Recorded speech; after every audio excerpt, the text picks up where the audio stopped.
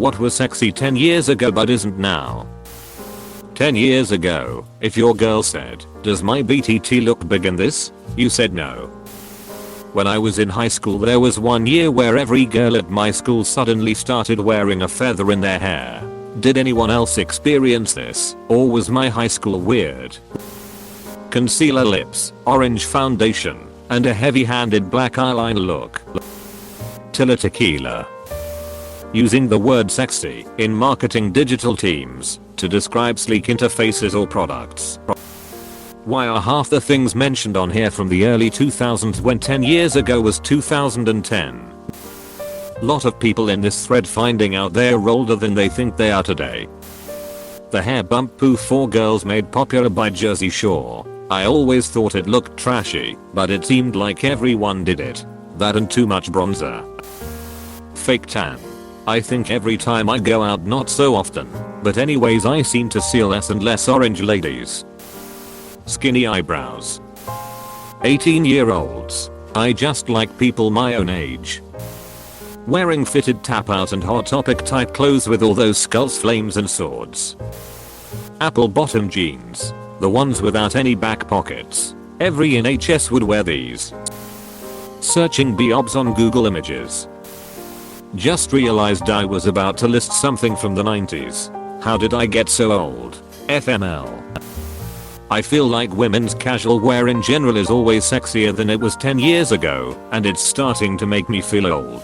I imagine when I'm old I'm going to comment on some lady's outfit being really revealing, and my grandkids are going to roll their eyes and say something like, "You're so old-fashioned, grandpa, her shawl isn't even open." My hairline, damn, 10 years makes a difference. 1 TB of data storage. Just posted this to nostalgia, but keyboard fonts. I remember being able to swipe my entire keyboard across my phone and typing away, making it look cool, like I was in the Matrix or something. Not anymore. TiVo. It was amazing that you could record 45 hours of HD content directly to a hard drive in your living room. Their stock price hit over $50 a share. Now streaming has replaced local storage and 45 hours of content seems laughably small. That's not even enough for one good show. And after being acquired in 2016, the combined company is worth less than $8 per share. Low-rise jeans. And just when I came to really appreciate them, bam, women all jumped to high-waisted jeans out of nowhere.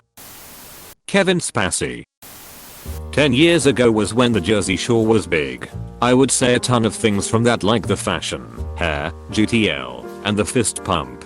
I remember seeing so much Ed Hardy around when that show was popular. Edit, pump, not bump. My bad.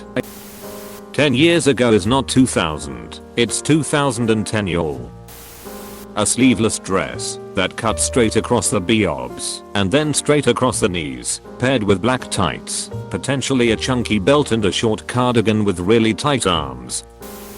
Okay, this might be a little more than 10 years ago, but women's thongs riding up. I remember in middle school I used to watch those BTTS like the playoffs. Edit, thank you kind stranger for the Reddit gold. : Those extremely low-rise jeans that dads would ask their daughters, "Why are you wearing this? That's too low for school." And the daughters say, "But it's Teehee Saint Hill." Remember? Plucking your eyebrows thinner than a badger's nadger. Now it's gotta be full on two slugs fighting for dominance. Tramp stamps. Now that they've had 10 years to age, they're not so sexy. 4 GB of RAM. Way too many people liked, accepted, and or used negging back then. I'm glad that has become less common now. Lindsay Lohan.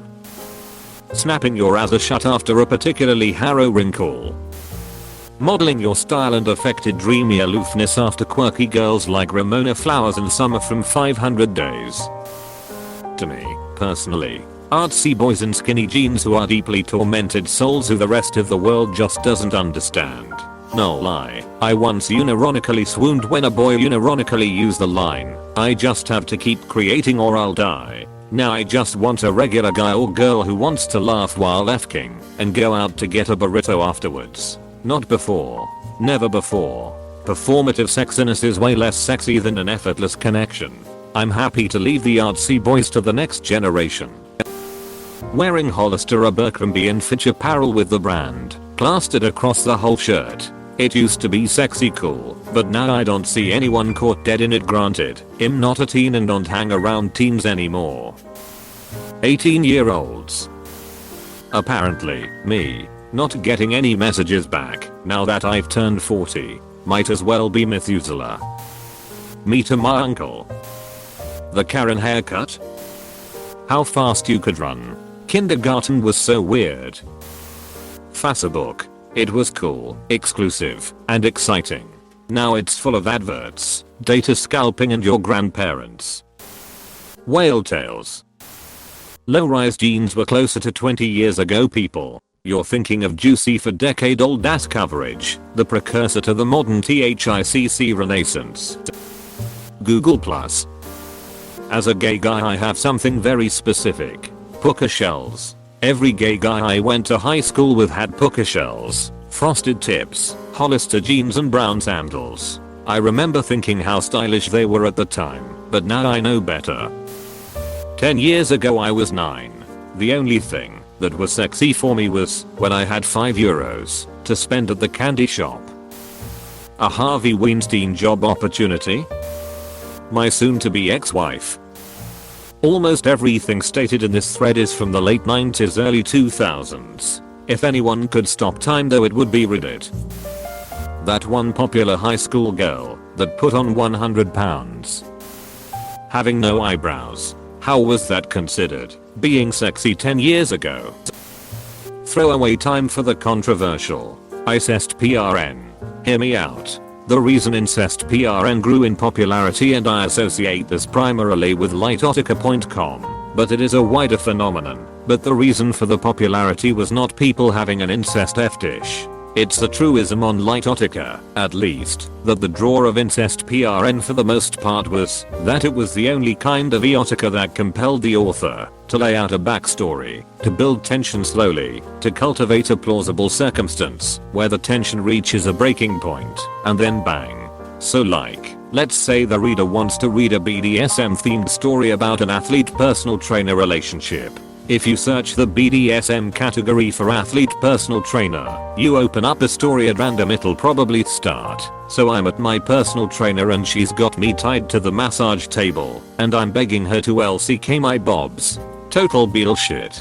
So then you search the incest taboo category for keywords BDSM athlete personal trainer and open one of the results, and it'll be like, I used to hate how my sister acted toward me with a mixture of disdain and sympathy. But ever since I got distracted on the balance beam and broke my ankle, I feel like I deserve it. Bang.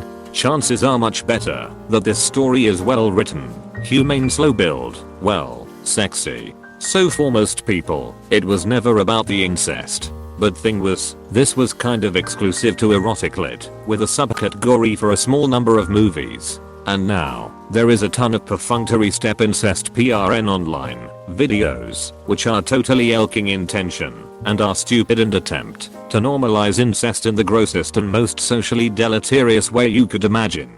Even on Lightotica, you see more and more stories that begin, so I'm at my stepdad's, and he's got me tied to the massage table, and I'm begging him to LCK my bobs. It sucks.